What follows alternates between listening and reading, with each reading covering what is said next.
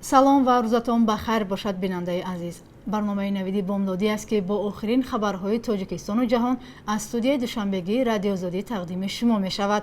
соат дар душанбе 11 нахуст нигоҳе мекунем ба сархати хабарҳои имрӯз 23 июл. чаро хабари марги шеҳраҳои шинохта дар телевизионҳои давлатӣ пахш намешаванд? Тоҷиксодиротбонк ва Агринвестбонк қисме аз маблағи амонатгузоронро баргардонданд. طالبان ادعا دارند که 90% از مرزهای افغانستان به دست آنهاست.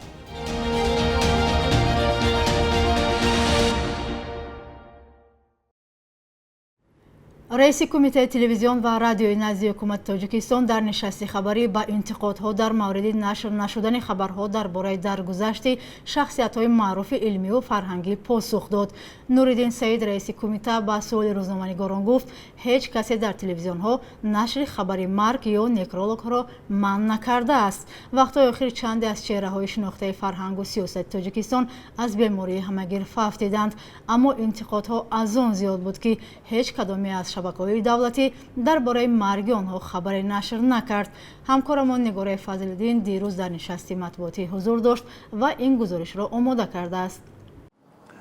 لیکن شما یک چیز باید دانید، این گفتن آسان است. نوریدین سعید رئیس کمیته تلویزیون و رادیوی تاجیکستان در پاسخ به سوال که چرا شبکه‌های تلویزیونی دولتی از مرگ چهره‌های شناخته در زمان همه‌گیری کرونا ویروس چیزی نمیگویند، چنین پاسخ داد. ما زیدی وقت ضایع کردن در جشن دروغ بزرگان هست. دروغ بزرگان هستیم. شما کلمه دروغ بزرگ میدونید چی است؟ اینقدر جشنواره ها رو ما تجلیل کرده ایستادیم به واسطه تمام شبکه‌های تلویزیونی تلقین میکنیم. جشنواره حضرت کمال نشنیدید؟ در شهر خوجند من اشتراک کردم خودم. از سیف اصفهانی را نشنیده؟ صدها نابغه های دیگر را مثلا جشنواره ها شما تجلیل میکنید. از استاد لایق نشنیدید؟ از استاد ترسونزاده را نشنیدید؟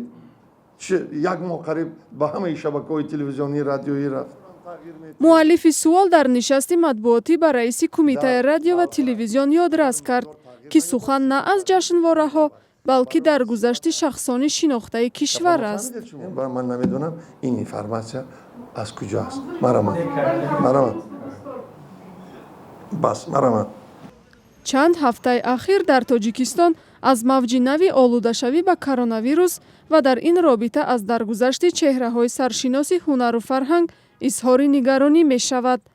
در این دوره هنرپیشه‌ها عبیدالله رجبوف، هنرمندان شیرعلی عبدالقیسов، نظیرمد موسویف، قیام‌الدین چقالوف، قربانعلی رحمانوف، رحماندوستی قربانیان، جورابک نظری، جمشید اسماعیلوف، فیلمسازی معروف سفربک صالح و دیگران فوت دیدند. در گذشت آنها موج همدردی‌ها را در شبکه‌های اجتماعی به بار آورد و رسانه‌های مستقل کارنامه و میراث هنری آنها را وصف کردند، اما رسانه‌های دولتی در این باره سکوت ورزیدند. مدیر بانک ملی تاجیکستان گفت دو بزرگترین بانک مفلس شده تاجیکستان، تاجیکسودیراتبانک و اگرینوستبانک، بیش از 52% مبلغ‌های امانتگزاران را برگرداندند. حاکم خالقزاده گفت همکنون شماره امانتگزاران تاجیکسودیراتبانک از 56,000 نفر تا نزدیک 6,000 نفر حاضر، یعنی قریب 10 مرتبه کاهش یافته. قرض عمومی اگرینوستبانک نزد مشتریان از 2.4 میلیارد سومانی تا 1.38 میلیارد سومانی کاهش یافته است. این دو بانک یک زمان عظیم و به اصطلاح نظام ساز سال 2015 دچار بحران گشته در پرداخت امانت‌های مردم عاجز ماندند. حکومت تاجیکستان سال 2016 برای نجات این دو بانک‌های دچار مشکل بیش از 3 میلیارد سومانی قرض داد، اما مشکل این بانک‌ها حل نشدند.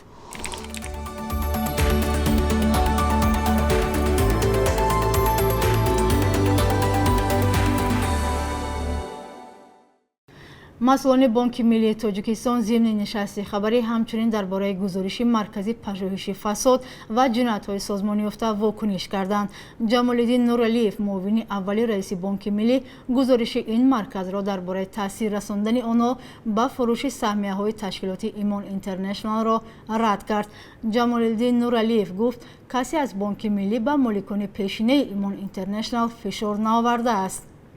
تفصیلات بیشتر در گزارش ملارجب یوسفی.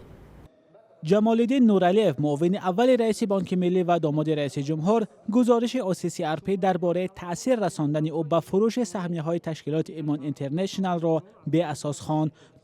نورعلیف ضمن نشست خبری گفت کسی از بانک ملی به مالکان ایمان اینترنشنال فشار نآورده است تا آنها سهمشان را فروشند.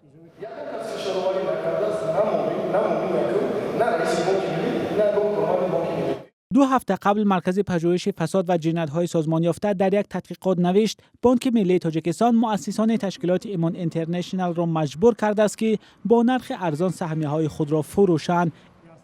ادعایی که مسئولین بانک ملی آن را رد می‌کنند.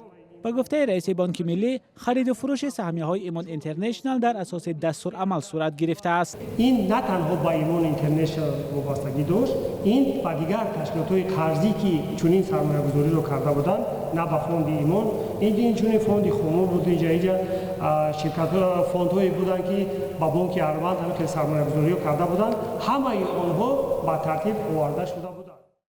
مؤلفان تحقیقات OCCRP نوشتند در خرید سهمیه‌ها وینچنزو ترانی صاحبکار ایتالیایی از پشتیبانی جمالدین نورعلیف معاون اول رئیس بانک ملی برخوردار بود. اما جمالدین نورعلیف روز 22 ایار ضمن نشست خبری این حرفها را رد کرد و گفت به خرید فروش سهمیه‌های ایمان یگان علاقه ندارد چون سرپرستی این ساحه را نه او بلکه معاون دیگری رئیس بانک ملی به عهده دارد.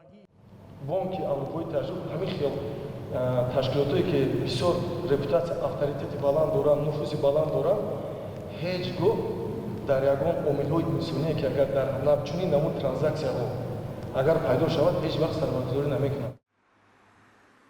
ولی در گزارش OCCRP آمده است غصب سهمیه‌های ایمان در همدستی با بانک اروپایی تجدید و رشد صورت گرفته است چون به نوشته تحقیقات بانک اروپایی تجدید و رشد در این دوره توانست سهمیه‌های اضافی به دست آورد. بانک اروپایی تجدید و رشد معروف‌ترین سهامدار خارجی ایمان اینترنشنال میباشد.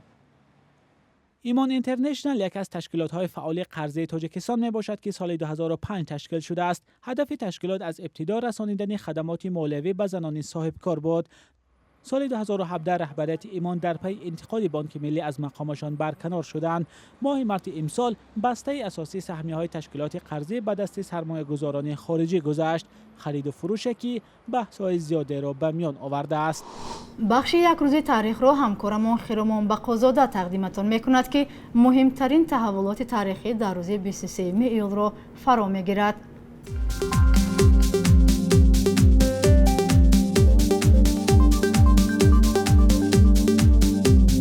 بعد خاموشی طولانی نهایت 23 ایول سال 2015 یک دادگاه شهر دوشنبه گفت یکی از فعالان نیروهای مخالفین در خارج کشور مقصود ابراهیموف در تاجیکستان به 17 سال زندان محکوم شده است.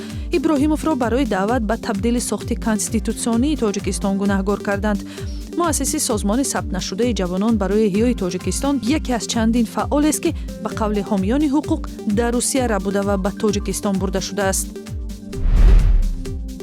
23 ایول سال 2010 آژانس مبارزه با فساد سابق پروکورور ناحیه حصار و یکی از فرزندان سابق پروکورور گنرالی فیض‌الله باباخانوف را با اتهام رشوه‌گیری و بیرون رفتن از حد وکالت خدمتی بازداشت کرد.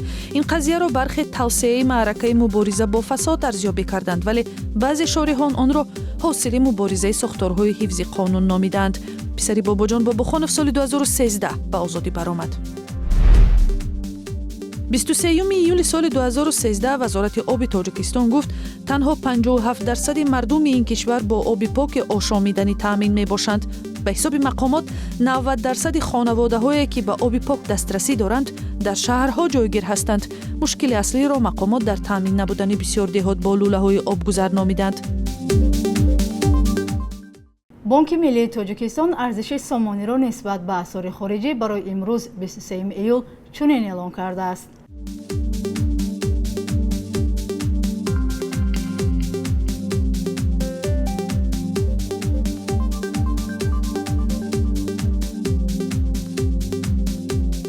بیننده عزیز، این بود خبر و گزارش‌های تازه تاجیکستان و جهان که در برنامه نویدی بامدادی تقدیمتان شد.